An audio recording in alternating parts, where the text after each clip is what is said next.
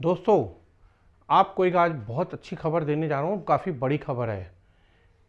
कैसे, यही एक सबसे बड़ा सवाल है और आप लोगों को ज़रूर बताऊंगा कि क्या इन दोनों का आमना सामना हो सकता है और नहीं हो सकता।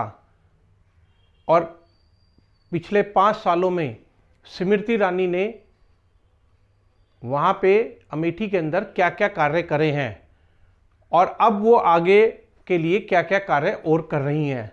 स्मृति ईरानी ने क्या क्या वादे किए थे अमेठी आने पे और क्या उनमें से वादे पूरे कितने किए हैं और कितने नहीं किए, चलिए इसके ऊपर थोड़ा सा बात कर लेते हैं हम आपस में।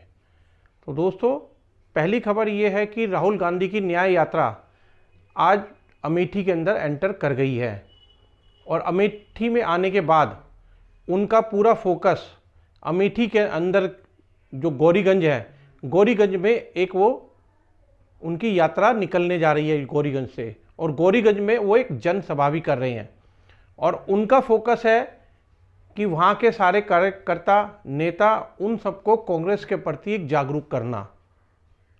और क्या उनके कार्यकर्ता और उनके नेता उनकी इस बात को मान पाएंगे? क्योंकि पिछले 5 सालों में राहुल गांधी जब से यहाँ से हारे हैं अमेठी से, उन्होंने कभी भी पलट के 1 या 2 बार के अलावा कभी नहीं आए यहाँ पे।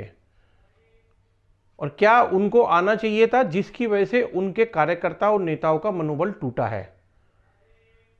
और उनके मनोबल टूटने की वजह से स्मृति ईरानी केंद्रीय मंत्री, उन्होंने अपना ग्राउंड पे जितना काम किया है उसको लेके बहुत अच्छे तरीके से उन्होंने उसको प्रचार भी किया है काम करके। उनका मानना यह है कि एक एक कार्यकर्ता, एक एक जनता की कोई भी प्रॉब्लम है, कोई भी समस्या है, मैं डायरेक्ट सुनूंगी। अभी आज के दिन जब मैं आपसे बात कर रहा हूं, स्मृति ईरानी केंद्रीय मंत्री अमेठी आई हुई है अपने 4 दिन के दौरे के लिए। और 4 दिन के दौरे के अंदर आज पहले ही दिन उन्होंने लेखपाल को अच्छे तरीके से झाड़ दिया, क्योंकि वो एक जनसभा में बैठी थी और जनसभा के अंदर एक कार्यकर्ता, एक पब्लिक का नुमाइंदे वहाँ पे आए और उन्होंने अपनी परेशानी बताई कि वो लेखपाल के पास गए ये बताने के लिए कि उनकी ज़मीन पे कब्जा कर लिया गया है। और उन्होंने जब लेखपाल को कंप्लेंट करी तो लेखपाल ने साफ शब्दों में कहा कि जाओ, जिसको कहना है कह दो, मेरे को किसी का डर नहीं है। पर आज स्मृति ईरानी जब वहाँ पहुँची तो उन्होंने लेखपाल को बहुत कड़े शब्दों में जवाब दे दिया है। उनको कह दिया, अगर तुमने काम करना है ठीक है, नहीं करना तो मैं तुम्हारी भी कंप्लेंट करूं क्या।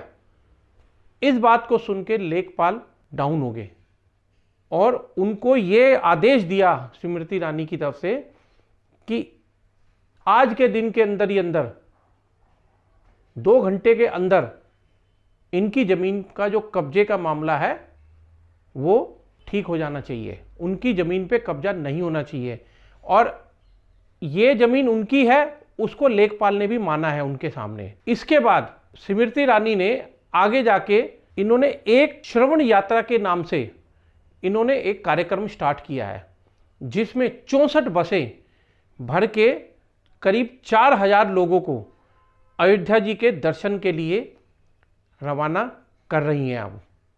और इनका टारगेट है कम से कम 4 लाख लोगों को अयोध्या जी के दर्शन कराने का। और अभी लेटेस्ट के अंदर उन्होंने पीछे के कुछ दिनों के अंदर 2 लाख परिवारों तक महाप्रसाद अयोध्या जी का पहुंचाया है, घर घर।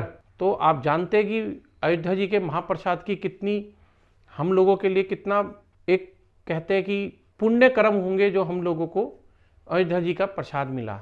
तो उस चीज़ को देखते हुए हम लोग और आप लोग यही कहेंगे कि आगे आने वाली सरकार किसकी होगी वो आप डिसाइड करेंगे। आप ये देखेंगे कि जमीन पे रह के किसने क्या काम किया। वहीं स्मृति ईरानी ने पिछले जब इलेक्शन हुए 2019 के, उनके अंदर उन्होंने एक वादा किया था कि मेरा घर अमेठी में ही होगा, और अभी उनका हाल के दिनों में उनका घर बनके तैयार हो गया है। उनका कहना था कि मैं अपनी आम जनता के बीच में रह के सबकी समस्याओं का निदान करूंगी। और पिछले कई दशकों से गांधी परिवार वहां से उस सीट से जीतते आए अमेठी से, पर उनमें से किसी का भी घर अमेठी में नहीं है। क्यों नहीं है? अमेठी की जनता यही एक सवाल करती है, और इस सवाल का जवाब गांधी परिवार के पास बिल्कुल भी नहीं है। पर स्मृति ईरानी ने अपना वादा किया पूरा, तो दिलों पे कौन राज करेगा ये आप लोग जानते हैं। मेरी आगे खबरें इससे भी अच्छी अच्छी आएंगी, और लोकसभा चुनाव को लेके हमारी काफी बड़ी बड़ी अपडेट्स आनी है। आप लोगों से निवेदन है, आप मेरी इस वीडियो पे आगे बने रहना और चैनल पे भी बने रहना। धन्यवाद।